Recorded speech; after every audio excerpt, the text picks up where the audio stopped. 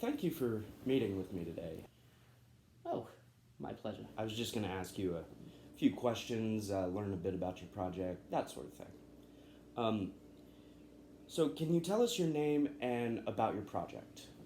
My name is Sir Arthur Eddington, and my project, which took place in the year of 1919, was to observe a solar eclipse to view how light interacted with the gravitational forces of the sun, to test Einstein's theory of relativity, which was mostly new and mostly unsupported at the time.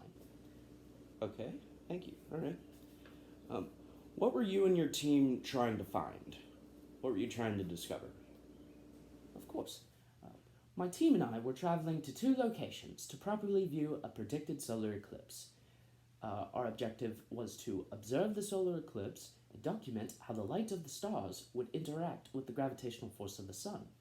We hoped to see that the stars we could view would move in a bend motion rather than in a straight line, as Einstein had theorized. Interesting. Um, where did the project or experiment occur? Yes. Uh, the experiment actually occurred in two different locations. One was on the island of Principe, off the coast of Africa, which I led. The other was staged in Sobral, Brazil, which was led by one of my colleagues.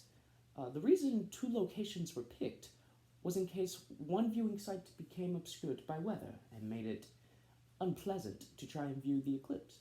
All right. Interesting. What other significant events were happening around the world at that time? Like anything big? One rather significant event, which took place in the year 1919, I'm sure you've heard of this, was the end of the World War and the signing of the Treaty of Versailles, which ended the war. Not only did it end this marker of a terrible time, but it opened up a bunch of new resources and money for our scientific journey. Yeah, big event. Um, who else was involved with the project? Like, maybe who else spearheaded it? Of course, I had a feeling he'd be brought up. A notable figure involved in the project was a colleague of mine, Sir Frank Dyson. He was a fellow astronomer. He helped me with organizing the experiment and funding the expeditions themselves. He also, as I mentioned before, led the expedition in Brazil. What was your role in the project? Ah, yes. Well, as I alluded to before, I was the leader of the experiment. I helped raise funding and get support for our expedition. My role in the experiment itself, I took nighttime baseline measurements of the positions of the stars in the Hades cluster. And once the eclipse began, it was to cross this cluster of stars. I was to see how the gravitational force could be used as a sort of lens to see how the light could move in a bend motion. And it was really the determining factor in whether Einstein was right or whether Sir Isaac Newton's theory was right.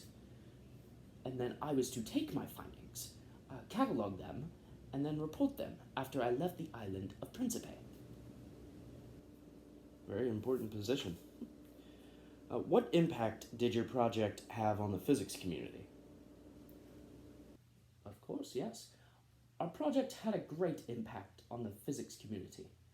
It helped support Einstein's theory of relativity, given that the light of the stars did indeed bend when crossing the gravitational force of the sun.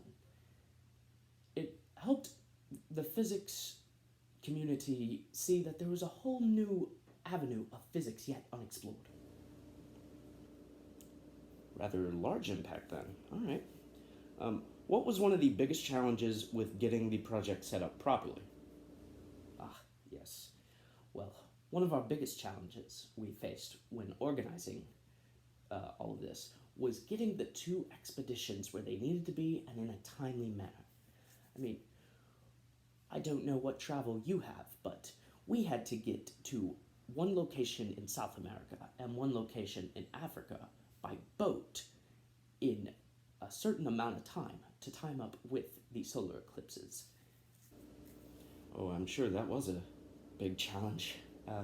Well, thank you for answering my questions today, and I appreciate you agreeing to the interview. Oh, yes, of course. It's been a pleasure.